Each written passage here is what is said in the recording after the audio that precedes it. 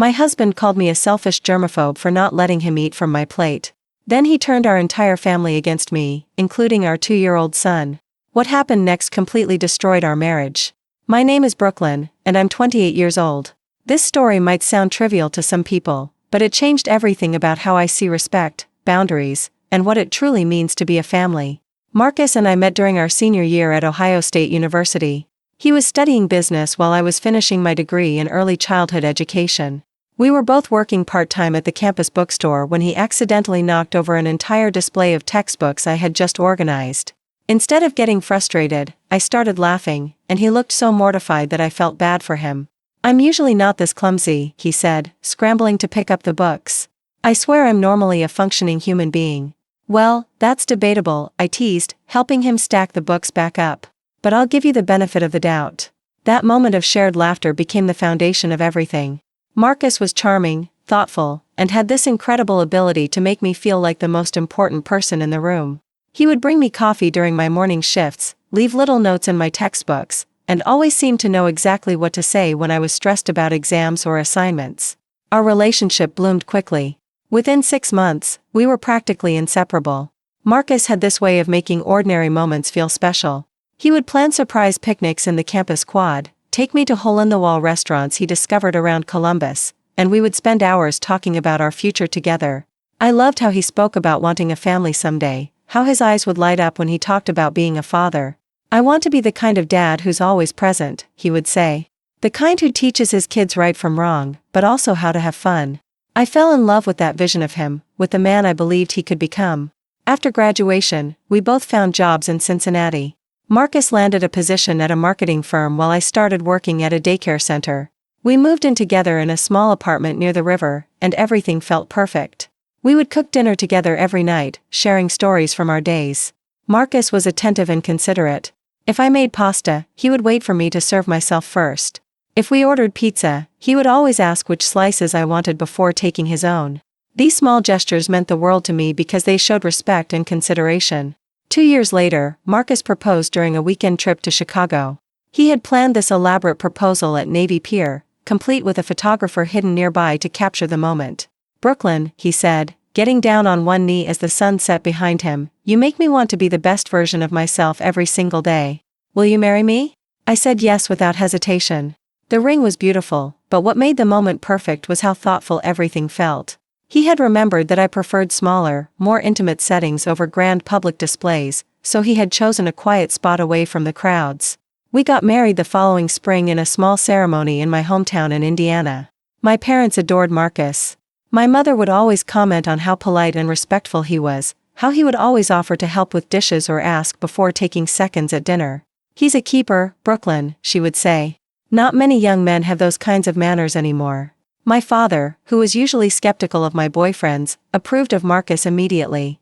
"He looks you in the eye when he talks to you," Dad told me. "That tells me everything I need to know about his character." The first year of marriage felt like an extended honeymoon. We bought a small house in a quiet neighborhood, adopted a golden retriever named Charlie, and started talking seriously about having children. Marcus was still the considerate man I had fallen in love with. He would always ask before eating the last of anything, would wait for me to finish my food before clearing the table, and never once made me feel uncomfortable about my personal preferences or boundaries. When I got pregnant with our son Oliver, Marcus was over the moon. He read every parenting book he could get his hands on, went to every doctor's appointment with me, and spent weekends painting the nursery. "I can't wait to teach him everything," he would say, rubbing my growing belly. "How to throw a baseball, how to ride a bike, how to treat people with respect." The pregnancy was challenging for me. I had severe morning sickness for the first 4 months, and Marcus was incredibly supportive. He would bring me crackers and ginger tea, run to the store at midnight for whatever weird craving I was having, and never once complained about the inconvenience. Oliver was born on a snowy February morning after 18 hours of labor. Marcus cried when he held his son for the first time. "He's perfect, Brooklyn," he whispered. "Look at what we made." Those first few months were exhausting but magical. Marcus was hands-on from day one, taking night feedings so I could sleep, changing diapers without being asked, and constantly marveling at every little thing Oliver did. He seemed to understand instinctively that becoming parents meant making sacrifices and putting someone else's needs first. But something started to shift when Oliver turned 1. The changes were so subtle at first that I almost didn't notice them. Marcus began reaching across the table to grab food from my plate without asking. "What?" he would say when I gave him a look. "It's just a bite." He started drinking directly from containers in the refrigerator instead of pouring himself a glass. When I mentioned that it bothered me, he would laugh it off. "Come on, Brooklyn. We're married. What's mine is yours and what's yours is mine, right?" I tried to rationalize it. New parents are tired and stressed. Maybe he was just being absent-minded. Maybe I was being too sensitive. But the behavior continued, and it started to make me genuinely uncomfortable. I had never been the type of person who enjoyed sharing utensils or drinking from the same cup as others. It wasn't about being germaphobic exactly, but more about having personal boundaries that made me feel comfortable and secure. The situation became more complicated when Oliver turned 2 and started eating solid foods regularly. Toddlers are naturally curious and impulsive, and Oliver began reaching for food from my plate with his little fingers. At first, it was cute. "Mama's food," he would say, grabbing a piece of chicken or a strawberry. I didn't mind sharing food with my son, but I preferred to put portions on his plate or give him his own serving. That way, we could both enjoy our meals without the mess and potential hygiene issues that came with sharing directly from the same plate. I started gently teaching Oliver about boundaries. "This is Mama's plate, and this is Oliver's plate," I would say, redirecting his hands to his own food. "We can share, but let's put some on your plate first." I thought I was teaching him an important lesson about respecting other people's things and understanding personal space. These seemed like valuable life skills that would serve him well as he grew older. But Marcus began to undermine these lessons. He would laugh when Oliver grabbed food from my plate and say things like, "It's okay, buddy. Mama doesn't mind sharing with you." When I tried to redirect Oliver's behavior, Marcus would roll his eyes or make comments about me being too strict. "He's just a baby, Brooklyn. He doesn't understand all these rules you're making up." The breaking point came during dinner one evening in late October. I had made Oliver's favorite meal, chicken nuggets, mac and cheese, and cut-up apples. I had given him generous portions on his own plate, along with his favorite superhero cup filled with milk. But as I was eating my own dinner, Oliver kept reaching across the table, grabbing handfuls of food from my plate with his sticky fingers, and then trying to drink from my water bottle. "Oliver, sweetie," I said patiently, "remember what we talked about? This is Mama's plate. You have your own food right here." I pointed to his plate, which still had plenty of food on it. "I want Mama's food," Oliver said, reaching for my plate again. I gently moved my plate away from his reach. "I know you do, honey, but we need to eat from our own plates. How about I put some of my chicken on your plate?" That's when Marcus exploded. "Brooklyn, what is wrong with you?" he said, his voice sharp with irritation. "He's your son. How can you tell him he can't share your food?" I was taken aback by his tone. "I'm not saying he can't share. I'm just trying to teach him boundaries. There's nothing wrong with eating from your own plate." "Boundaries?" Marcus laughed, but there was no humor in it. "He's 2 years old. He doesn't need boundaries about food. We're his parents. We're supposed to be sharing everything with him." "Sharing doesn't mean he has to eat directly from my plate," I replied, trying to keep my voice calm. "I can give him food, but I'd prefer to put it on his plate first." Marcus shook his head in disgust. "You sound like a germaphobe, Brooklyn. This is ridiculous. We're a family. Families share things. They don't create all these weird rules about who can touch what." I felt my cheeks burning with embarrassment and frustration. It's not about being a germaphobe.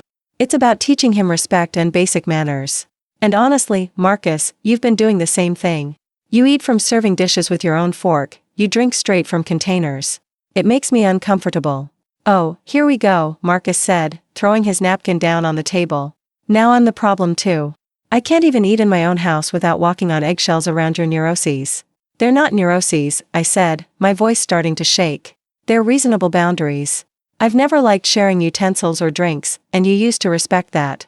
You used to ask before taking food from my plate. That was before we were married and had a kid together," Marcus snapped. "Things change, Brooklyn. Grow up." Oliver started crying, clearly upset by the tension in the room. I immediately went to comfort him, but Marcus got there first.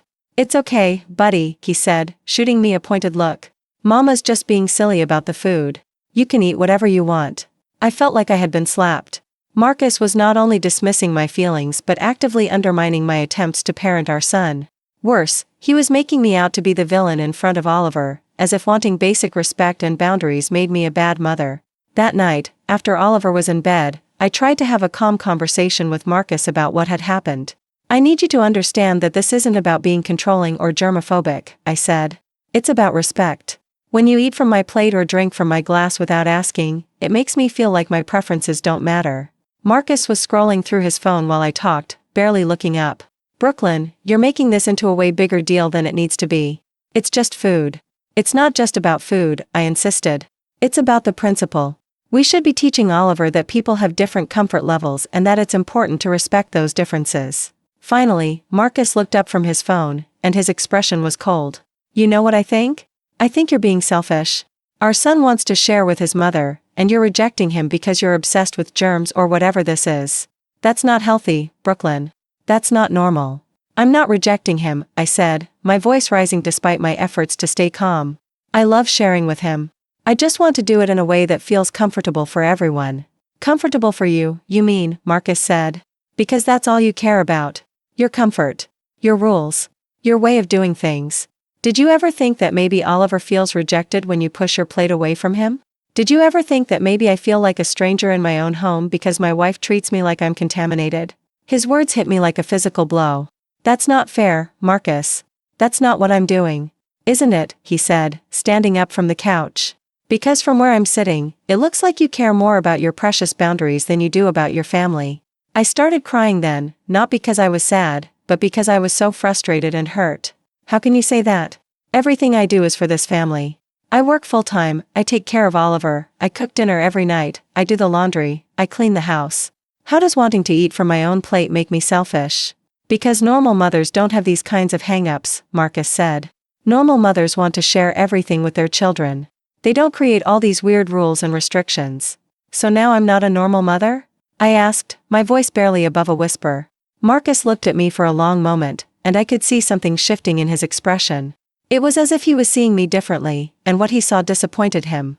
I don't know, Brooklyn. Sometimes I wonder if you really understand what it means to be part of a family. That night, I lay awake thinking about everything Marcus had said. Was I being unreasonable? Was I prioritizing my own comfort over my family's happiness? I loved Oliver more than anything in the world, and the last thing I wanted was for him to feel rejected or unloved. But at the same time, I couldn't shake the feeling that there was something wrong with Marcus's reasoning. Loving someone didn't mean you had to give up all personal boundaries, did it? Over the next few weeks, the tension in our house became unbearable. Marcus continued to eat from my plate and drink from my glass, but now he did it with a defiant attitude, as if he was proving a point. He would make exaggerated gestures when he took food from serving dishes with his own fork, saying things like, "Oh, sorry, am I contaminating the food?" When Oliver would reach for my plate, Marcus would encourage him, saying, "Go ahead, buddy. Don't let Mama's rules stop you from showing her love." I started eating my meals in the kitchen, standing at the counter, just to avoid the conflict. But even that became a source of tension. "Now you won't even eat with your family," Marcus would say. "This is getting ridiculous, Brooklyn." The situation came to a head during Thanksgiving dinner at my parents' house. My mother had prepared this beautiful feast, and the whole family was gathered around the table, my parents, my sister Rachel and her husband David, their 3 kids, and us. Oliver was being adorable, charming everyone with his big personality and funny observations about the food. About halfway through the meal, Oliver reached across the table and grabbed a dinner roll from my plate. Without thinking, I gently redirected him. "Oliver, sweetie, there are more rolls right here in the basket. Let's get you one from there." The table went quiet. I looked up to see everyone staring at me, including Marcus, whose face was red with embarrassment and anger. "Brooklyn," my mother said carefully, "he's just a little boy. It's fine if he wants your roll." "I know, Mom," I said, feeling my cheeks burn. "I was just going to get him his own from the basket." "Why does he need his own when yours is right there?" my father asked, clearly confused by the situation. I could feel Marcus's eyes boring into me from across the table. I knew that anything I said would sound defensive and unreasonable to my family, who didn't understand the context of what had been happening at home. "She has this thing about sharing food," Marcus said, his voice carefully controlled but dripping with disapproval. "She doesn't like it when Oliver eats from her plate." My sister Rachel raised her eyebrows. "Really? That seems kind of, I don't know, harsh." "It's not harsh," I said quietly, but I could hear how weak my voice sounded. "I just think it's good to teach kids about boundaries and respect." "Boundaries?" my brother-in-law David laughed. "He's 2 years old, Brooklyn. He doesn't understand boundaries. He just knows he wants to share with his mom." I felt like I was drowning. Everyone at the table was looking at me like I was some kind of monster, and Marcus was sitting there with this satisfied expression, as if he had proven his point. My own family was turning against me, and I didn't know how to explain my position without sounding exactly like the selfish, neurotic person Marcus had painted me to be. "You know what?" I said, standing up from the table. "I'm not feeling well. I think I need some air." I walked out to my parents' back porch and sat on the swing where I used to spend hours as a child when I was upset about something. The November air was cold, but it felt good against my hot, flushed cheeks. I could hear the conversation continuing inside, probably about how strange and difficult I had become. After a few minutes, my mother came outside. "Brooklyn, honey, what's going on? This isn't like you." I started crying then, all the frustration and hurt from the past few months pouring out. "Mom, I feel like I'm going crazy. Marcus makes me feel like wanting basic respect and boundaries makes me a terrible person. I love Oliver more than anything, but I also think it's important to teach him that people have different comfort levels, and that's okay." My mother sat down next to me on the swing. "Sweetheart, I can see that you're upset, but from the outside, it does seem like you're making this more complicated than it needs to be. Oliver just wants to connect with you. When you redirect him away from your food, it might feel like rejection to him. But I'm not rejecting him," I said through my tears. "I'm happy to share food with him. I just prefer to put it on his plate first, or give him his own portion." "Is that really so unreasonable?" My mother was quiet for a moment.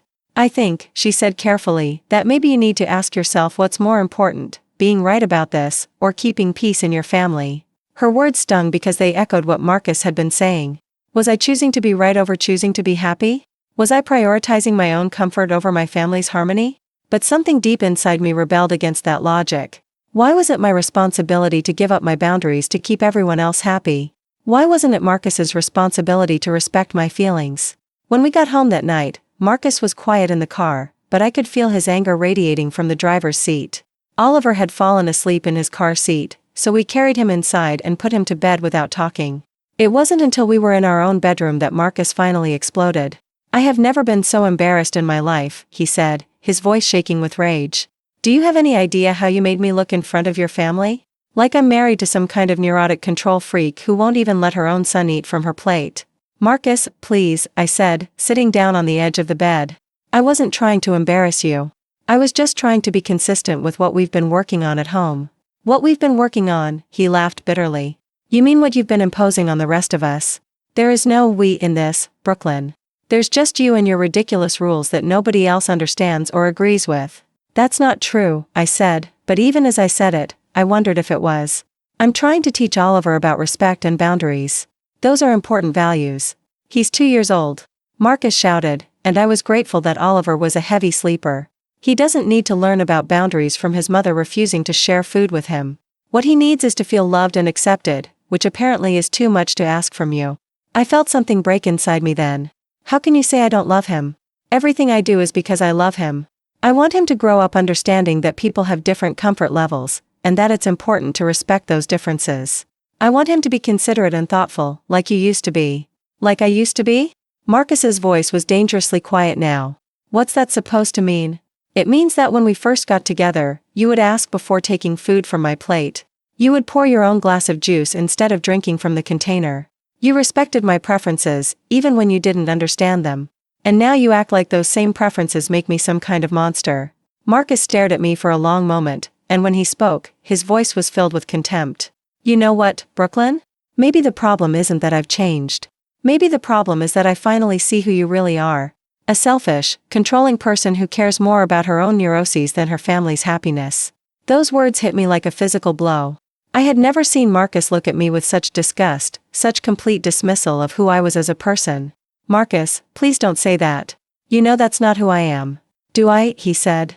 "Because the woman I married wouldn't deny her child the simple pleasure of sharing food with his mother. The woman I married wouldn't turn a family dinner into a battleground over dinner rolls. The woman I married would put her family's needs before her own weird hang-ups." I was crying now, not because I was sad, but because I was so angry and hurt that I couldn't find words to express it. "My hang-ups? Is that what we're calling respect and boundaries now? Hang-ups?" "Yes," Marcus said without hesitation. "That's exactly what we're calling them. Because that's what they are. Neurotic hang-ups that are damaging our family and confusing our son." I looked at my husband, the man I had loved and trusted for over 6 years, the man who had promised to love and cherish me for better or worse, and I realized that he didn't see me as a person deserving of respect and consideration. He saw me as an obstacle to overcome, a problem to be solved, a collection of inconvenient preferences that got in the way of his vision of how our family should work. "I can't do this anymore," I said quietly. "What's that supposed to mean?" Marcus asked. "It means I can't keep living with someone who thinks my feelings and preferences are neurotic hang-ups. It means I can't keep being married to someone who undermines me in front of our son and makes me feel like a stranger in my own home." Marcus's expression changed then, from anger to something that might have been panic. "Brooklyn, you're being dramatic. We're having a fight about food sharing. Married couples have disagreements. That doesn't mean you throw away your whole marriage." "This isn't about food sharing," I said, standing up from the bed. "This is about respect. This is about you dismissing my feelings and making me feel like my needs don't matter. This is about you teaching our son that it's okay to ignore other people's boundaries because families don't need to respect each other." "You're overreacting," Marcus said, but his voice lacked the conviction it had held earlier. "Look, maybe I've been a little insensitive, but you have to admit that you've been taking this food thing too far." "The food thing?" I repeated. "Is that what you think this is about?" "Marcus, this is about the fact that you used to respect me, and now you treat me like my feelings are an inconvenience. This is about the fact that you used to be considerate and thoughtful, and now you act like basic courtesy is too much to ask for." Marcus was quiet for a moment, and I could see him processing what I was saying. For just a second, I thought maybe he was finally understanding my perspective. But then his face hardened again. "So what are you saying, Brooklyn? You want a divorce because I ate food from your plate?" "I want a divorce because you don't respect me anymore," I said, and saying the words out loud felt both terrifying and liberating. "I want a divorce because you've made it clear that my feelings and preferences don't matter to you. I want a divorce because I don't want our son to grow up thinking this is what marriage looks like." Marcus stared at me in shock. "You can't be serious. You're going to break up our family over this?" "You broke up our family when you decided that respecting your wife was optional," I replied. "I'm just acknowledging what you've already done." The next morning, Marcus was gone when I woke up. He had left a note saying he was staying at his brother's house and that we would talk when I came to my senses. I spent the day with Oliver, playing with his toys and reading books, trying to act normal while my world fell apart around me. That evening, my phone started ringing. First it was Marcus's mother, then his brother, then his sister. They had all heard Marcus's version of events, and they wanted to know how I could be so heartless as to deny my own child food and then threaten divorce when my husband tried to intervene. "Brooklyn, dear," Marcus's mother said during her call, "I don't understand what's gotten into you." Marcus is beside himself. "He says you won't let Oliver eat from your plate and that you're talking about divorce. Surely there's been some misunderstanding?" I tried to explain my side of the story, but I could hear the doubt in her voice.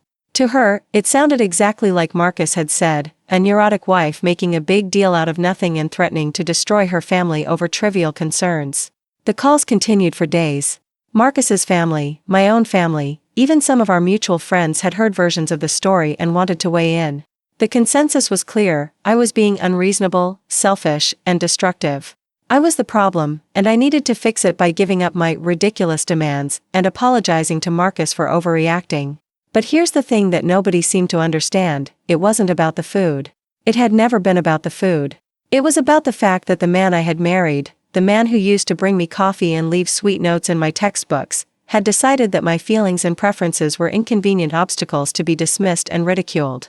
It was about the fact that he had chosen to undermine me in front of our son instead of having a respectful conversation about our differences. It was about the fact that he had turned my own family against me by painting me as a neurotic control freak instead of acknowledging that I was a person with valid feelings and reasonable boundaries. 3 weeks after our fight, Marcus came home. He walked into the kitchen where I was making dinner and set his suitcase down by the door. "I've been thinking," he said, "and I'm willing to compromise.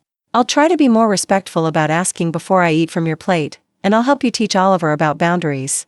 But you need to be more flexible too. You need to understand that family relationships are different from other relationships, and sometimes the rules need to be different too." I looked at my husband, this man I had once loved so completely, and I realized that even his apology was conditional. Even his offer to respect my boundaries came with the requirement that I compromise my own comfort to make things easier for everyone else. "Marcus," I said quietly, "do you think my feelings are valid?" He looked confused by the question. "Of course I think your feelings are valid.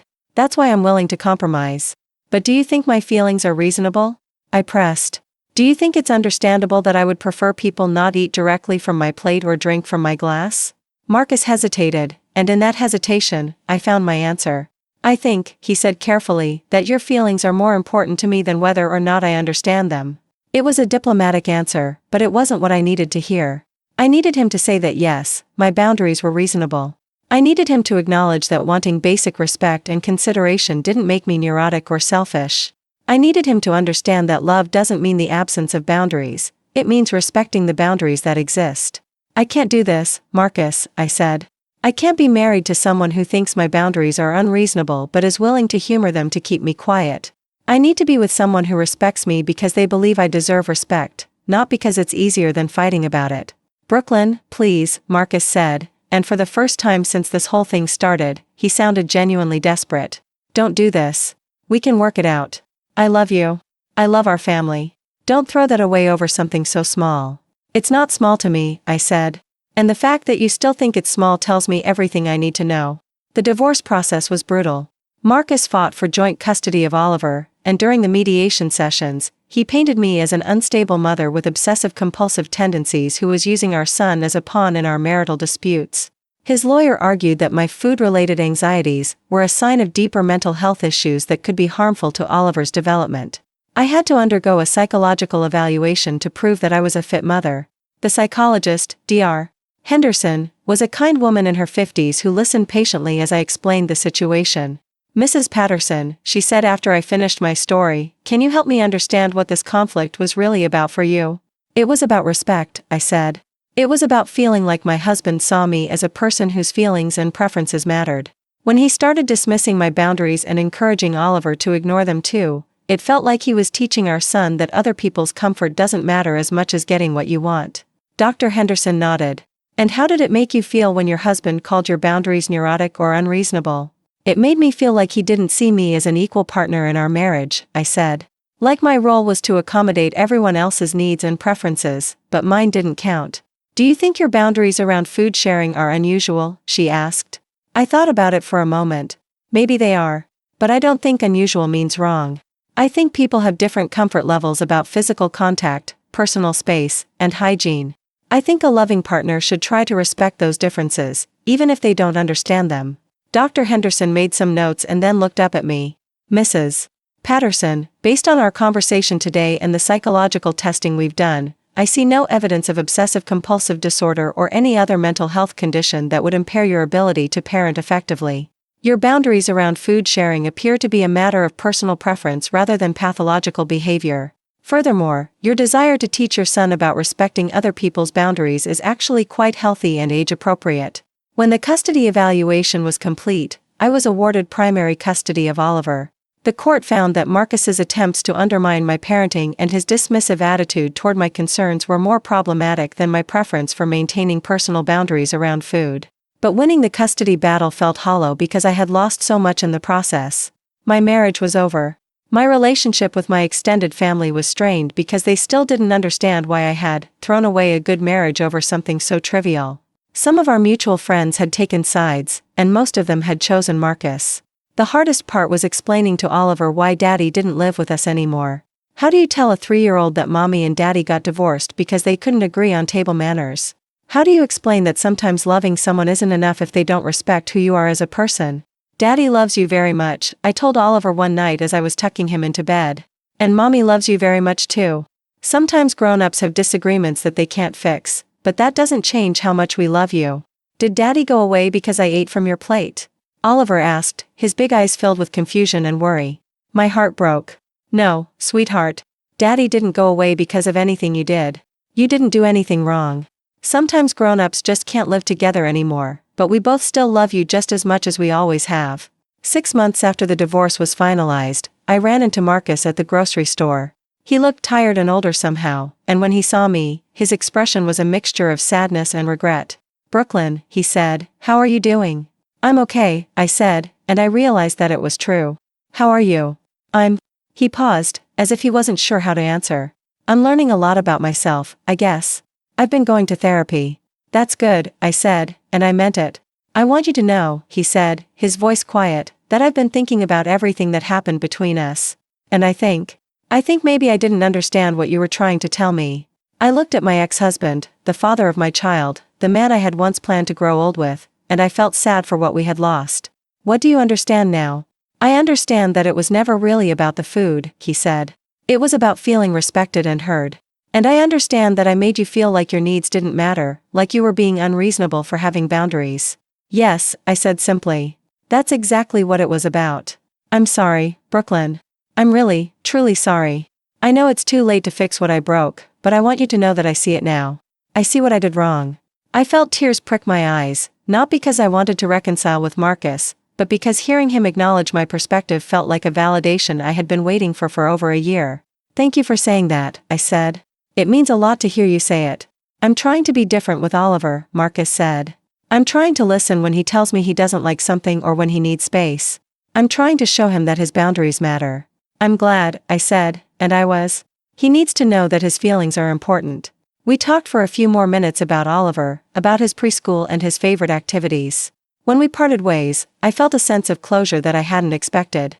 Marcus's apology didn't change the past, but it validated everything I had been trying to communicate during our marriage. The real vindication came a year later when I started dating again. I met Jonathan at a coffee shop near Oliver's preschool. He was a pediatric nurse who had recently moved to Cincinnati from Portland. We started talking when Oliver accidentally knocked over his coffee while we were sitting at nearby tables. I'm so sorry, I said, rushing to help clean up the mess. Oliver, we need to be more careful. No worries at all, Jonathan said with a genuine smile. These things happen. Hi there, buddy, he said to Oliver. That was quite an impressive spill. Oliver giggled and hid behind my legs. I'm sorry about your coffee, he said in his small, polite voice. That's very nice of you to apologize, Jonathan said. But accidents happen, and it's no big deal. I was immediately struck by how kind Jonathan was to Oliver, but also by how he didn't dismiss my attempt to teach Oliver responsibility for his actions. He acknowledged Oliver's apology without making me feel like I was being too strict by encouraging it. Our first official date was at a small Italian restaurant downtown.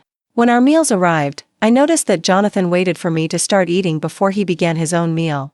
When the waiter brought bread to the table, Jonathan asked, "Would you like me to tear off a piece for you, or would you prefer to get your own?" It was such a small gesture, but it showed consideration for my preferences without making a big deal about it.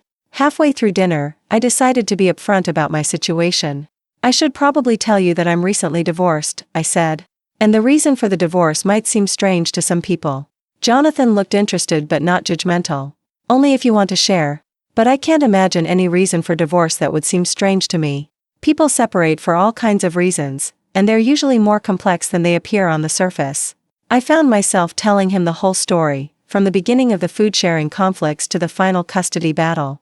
I expected him to look uncomfortable or to make some comment about how I should have just compromised for the sake of my marriage.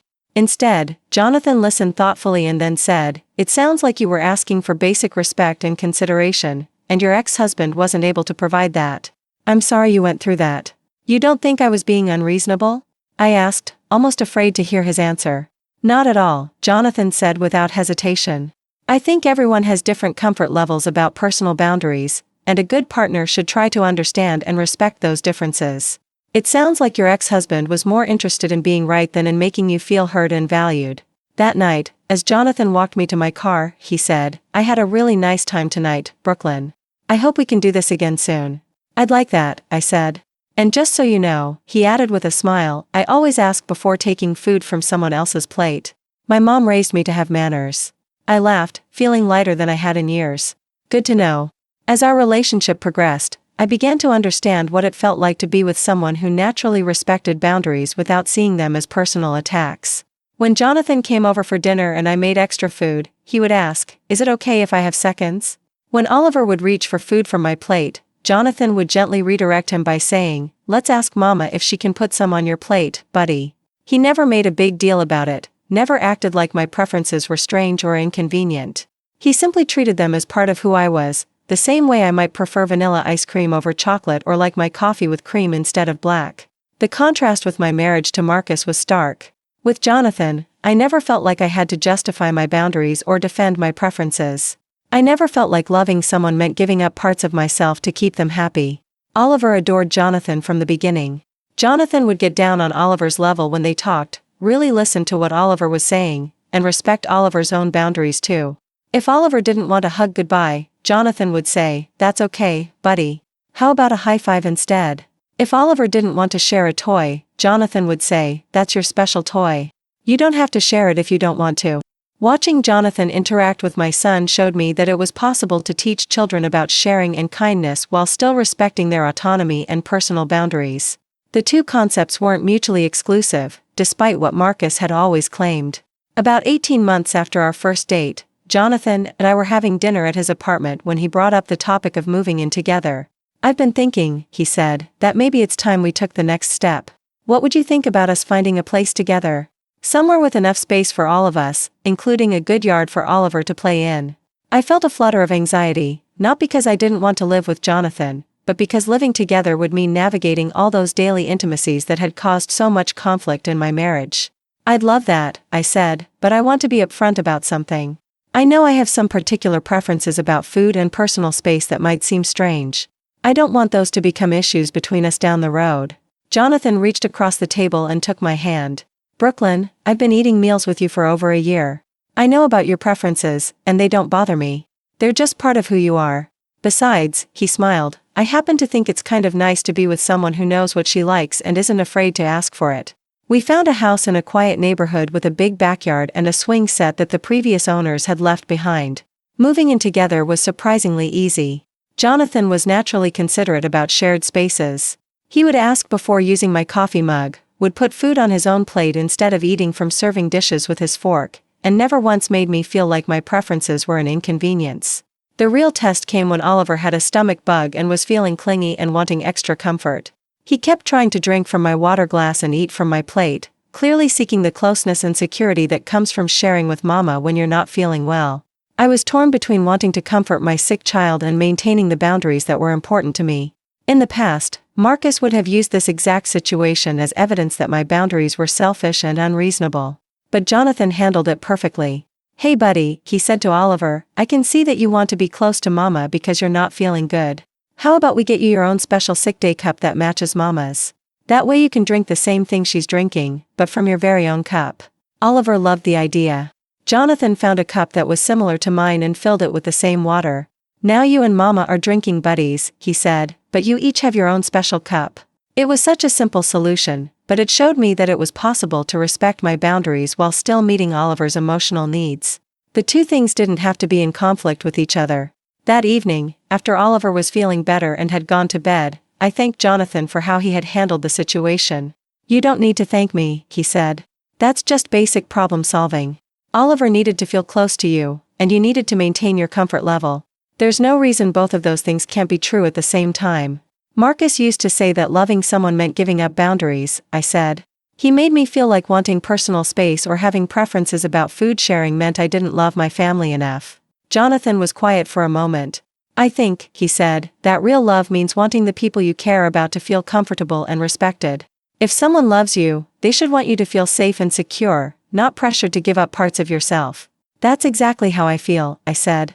But for the longest time, Marcus made me doubt whether my feelings were reasonable or valid. "Your feelings are always valid," Jonathan said. "Even if someone doesn't understand them or share them, they're still valid. And anyone who loves you should be able to respect that." 2 years later, Jonathan proposed during a quiet dinner at home. Oliver was at Marcus's house for the weekend, and Jonathan had cooked my favorite meal. After dessert, he got down on one knee in our kitchen.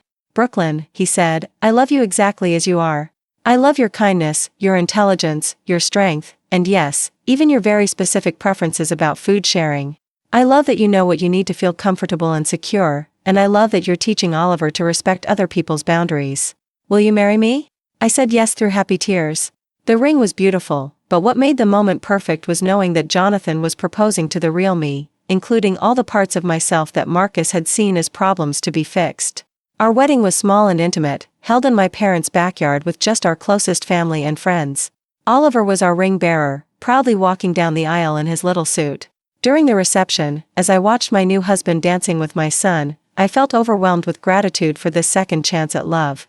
Marcus was notably absent from the wedding, which was fine with me. We had settled into a cordial co-parenting relationship, but there was still an awkwardness between us that I didn't think would ever fully disappear. But a few weeks after the wedding, Marcus asked if he could talk to me privately when he came to pick up Oliver for his weekend visit. "I wanted to congratulate you on your marriage," he said. "Jonathan seems like a good man." "Thank you," I said. "He is." Marcus was quiet for a moment, then said, "I also wanted to tell you that I've been watching how he interacts with Oliver, and I've learned some things." "Oh?" "I've learned that it's possible to be loving and supportive while still respecting boundaries. I've watched him redirect Oliver when he reaches for your food, and I've seen how he does it with kindness and creativity instead of just saying no. I never figured out how to do that." I looked at my ex-husband and saw genuine regret in his eyes. "It took me a while to figure it out too," I said. "Parenting is hard. We're all just doing our best." "I want you to know," Marcus said, "that I understand now why you divorced me. It wasn't really about the food sharing. It was about feeling respected and valued. And I failed at that. I made you feel like your needs didn't matter, and I'm sorry." "I appreciate you saying that, Marcus. It means a lot. I'm trying to do better," he said. "In therapy, and with Oliver, and in general. I want him to grow up understanding that respecting other people's boundaries is part of loving them." "That's all any of us can do," I said. "Keep trying to do better." After Marcus left with Oliver, I sat on my front porch thinking about how different my life looked now compared to 3 years ago. Back then, I had felt crazy and unreasonable for wanting basic respect and consideration. I had been made to feel like my boundaries were selfish demands that were damaging my family. Now, I was married to a man who saw my boundaries as a natural part of who I was, something to be respected rather than overcome. I was raising my son to understand that loving someone means wanting them to feel comfortable and secure, not pressured to give up parts of themselves.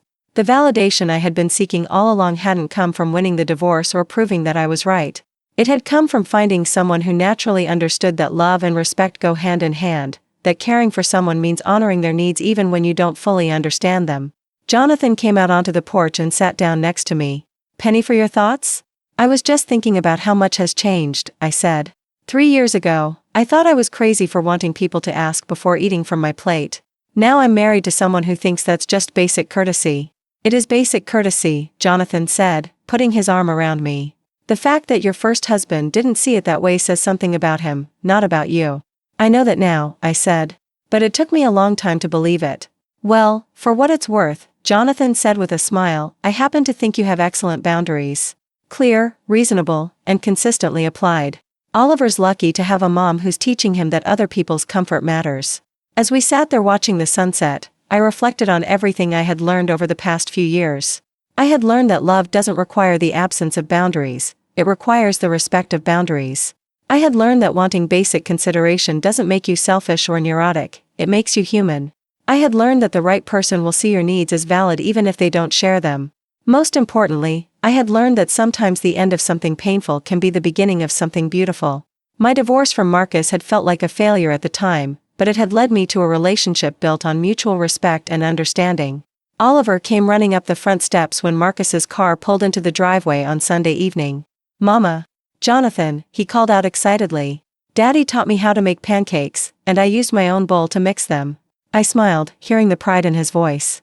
He was learning that having his own space and his own things was something to be celebrated, not something that separated him from the people he loved. "That's wonderful, sweetheart," I said, giving him a hug. "Did you have fun with Daddy?" "Yeah, and guess what? When I wanted to try his pancakes, he put some on my plate instead of letting me eat from his. Just like you and Jonathan do." I looked over at Marcus, who was still sitting in his car, and we shared a moment of understanding. He nodded at me before driving away, and I knew that we had both learned something valuable from the breakdown of our marriage. That night, as I was tucking Oliver into bed, he asked me a question that took me by surprise. "Mama, why is it important to have our own plates and cups?" I thought carefully about how to explain it in a way that a 4-year-old could understand. "Well, sweetheart, everyone is a little bit different. Some people like to share everything, and some people like to have their own things. Both ways are okay, but it's important to ask people what they prefer before we assume. Like how some people like chocolate ice cream and some people like vanilla?" "Exactly like that," I said. "And when we love someone, we try to remember what they like and don't like, so we can make them feel comfortable and happy. So when I ask before I take food from your plate, I'm showing you that I love you?" "Yes," I said, my heart swelling with pride. "You're showing me that you care about my feelings, and that makes me feel very loved. And when you make me my own special plate, you're showing me that you love me too?" "That's right.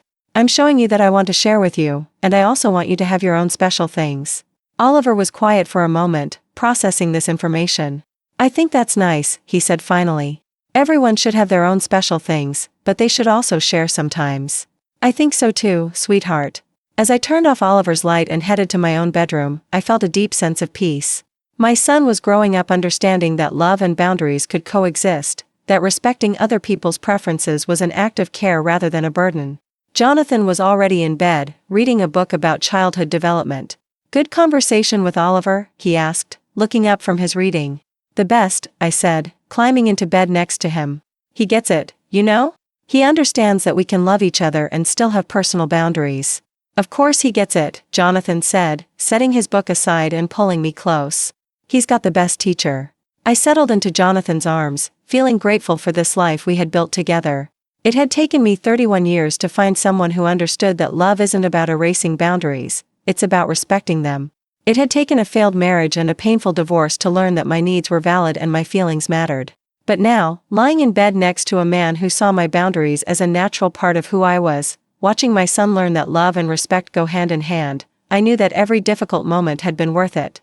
Sometimes the greatest gift you can give someone is not the absence of boundaries, but the respect for the boundaries that exist. Sometimes love means saying, I don't understand why this matters to you, but I can see that it does, and that's enough for me. My first marriage taught me what it felt like to be dismissed and invalidated. My second marriage was teaching me what it felt like to be truly seen and accepted. Both experiences were valuable, because they showed me the difference between settling for someone who tolerates you and finding someone who celebrates you. As I drifted off to sleep that night, I thought about the woman I had been 3 years ago, sitting in marriage counseling while Marcus rolled his eyes at my food issues. I wanted to tell her that she wasn't crazy, that her feelings were valid, and that someday she would find someone who understood that without needing an explanation. I wanted to tell her that the end of her marriage wasn't a failure, it was a beginning. The beginning of a life where her boundaries were respected, her preferences were honored, and her love was returned with the same consideration she gave to others. Most of all, I wanted to tell her to hold on, because the right person was out there, someone who would see her boundaries not as obstacles to overcome but as important parts of who she was. Someone who would teach her son that loving someone means wanting them to feel safe and comfortable, not pressured to be someone they're not. But that woman couldn't have heard those words then. She needed to walk through the fire of that failed marriage to understand her own worth. She needed to fight for her boundaries to realize they were worth fighting for. She needed to lose everything that wasn't serving her to make room for something that would. Now, 3 years later, surrounded by love that felt safe and secure, I finally understood what my mother had meant when she said I needed to choose between being right and being happy. The truth was, I didn't have to choose. The right person would allow me to be both.